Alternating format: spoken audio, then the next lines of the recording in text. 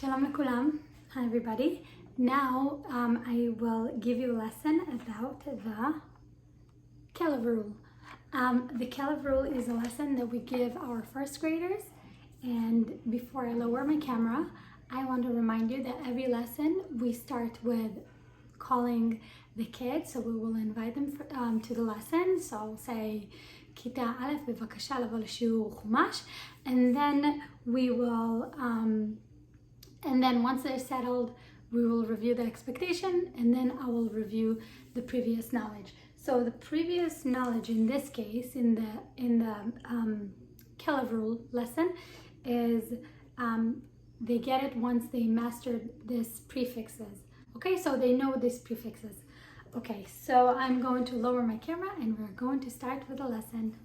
Shalom כיתה א', היום אנחנו הולכים ללמוד שיעור מיוחד. We're going to learn something very special in our Chumash lesson. Are you guys ready? וואו, איזה יופי. מה אתם רואים פה? מה זה? What is this? נכון, dog. How do you say dog in Hebrew? Kelev. Kelev. So today we're going to learn about a special rule. And the name of the rule is Kelev rule. Kelev rule. Isn't that funny? I'll tell you all about the Kelev rule. So, I know that you guys are very smart. Can you tell me what prefix this is? Ka. Yeah, that's like. And what about this one? Lamed. 2 or 4. And what about this one? Bet. In or with. יפה מאוד, כל הכבוד. So what I want you to tell me, I have some words over here, and I know that you know these words. You ready to read it with me? Who can read this? Gamal. Right, gamal. What does gamal means? Camel. And who can tell me who can read this? Ohel. What does ohel means? Nachon, tent. Who can read this one? This one is a little harder. Chatzer. What does chatzer means? Chatzer means yard. Who can tell me what are these words? What are they? What parts of speech are these words? Nachon. Shmot etzem. These are shmot etzem. יפה מאוד. So are you guys ready for me to tell you all about the Kelev rule? Okay. So I'm going to take the ka prefix and I'm going to put it before the word gamal. What did I get? Ke gamal. What does it mean? Like a camel. But what if I want to put an article in there? What if I wanted to say like that camel? Can I do it? Can I move the kaf to the side and put my hay? Well, if I do that, watch what will happen.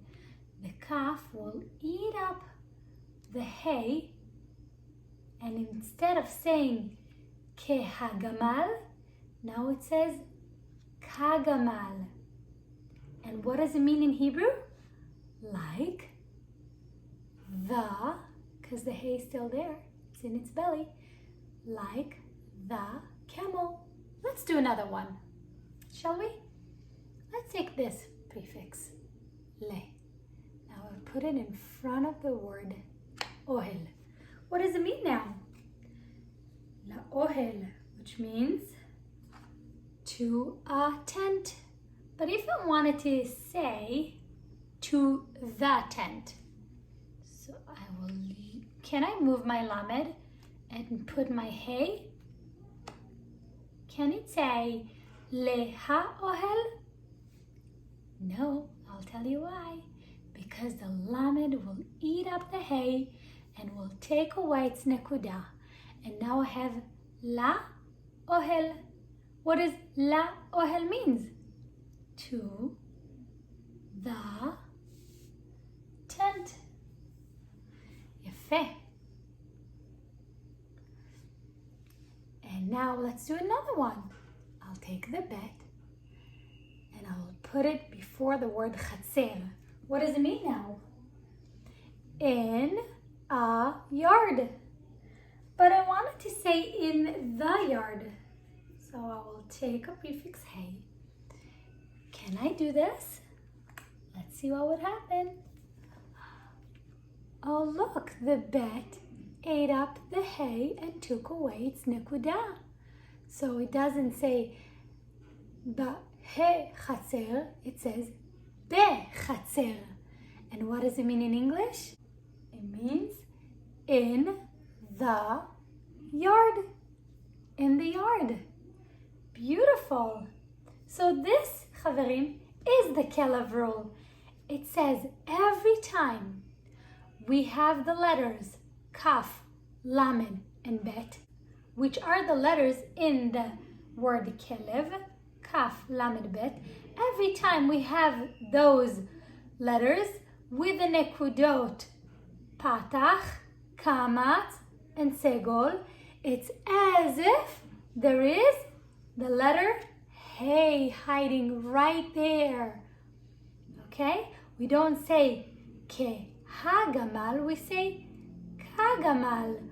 We don't say le ha-ohel, we say la-ohel. We don't say be-he-chatzer, we say be-chatzer. Okay, chaverim? And now we're going to see how well we know the Kelev rule. I'm going to show you some words and you will decide if it's the Kelev rule or not the Kelev rule. Okay, who wants to read this? Livhema. Behema means animal. So is this the Kelev rule or not? Well, it has a lamed, but does it have one of the nekudot? Patach, kamatz, segol? No, it has a chirik. So it means to an animal. Now let's see this one. Who can read this? Kamaim. Let's see. Do we know what maim means? Of course we do. Maim means water. So can you tell me if this is the Kelev rule or not? Well, let's see. It has a kaf. It has a patach. So it is the Kelev rule. So it means like the water. Yafeh. Let's see this one. Ke'av. Let's cover this one. What is av? Av means father. Is this a Kelev rule? Well, it has a kaf, but it doesn't have a patach, kamatz, or segol, so it's not the Kelev rule. It means like a father. Let's do one more. Who can read this for me? Bechalav. What is chalav? Chalav means milk. Bechalav. Is this a Kelev rule? Well, it has a bet. It has a segol. It is the Kelev rule. So it means in or with the milk. Good job, guys. So this is the lesson about the Kelev rule. Your follow-up work is to do 2 pages in your Choveret Chumash. And the first page in your Choveret Chumash that is about the Kelev rule is page 55. So I want you to do page 55 and 56. Okay? So after the lesson, I will take questions and comments from the students. I just wanted to quickly show you that in page 55 and 56, their follow-up, they basically they get words and they need to determine whether it's Kelev rule or not a Kelev rule. And if it is a Kelev rule, then they will write the. And if it's not the Kelev rule, they will write a. So let's see. Let's do the first one together. Be'adam. So is this a Kelev rule? No, it's not, because the nekuda is not patach, kamatz, or segol. So they will fill in with a man. Let's look for one that it's an example for ear. Ba'ozen. Ba'ozen. Is this a Kelev rule? Yes, it is, because it's bet, one of the Kilev letters, and it has a kamatz. So ba'ozen, ozen means ear, so it's in the ear. Okay? So the follow-up they're asked to do is based on the lesson. So I hope you enjoyed this lesson, and I'm looking forward to our Zoom session together. Bye.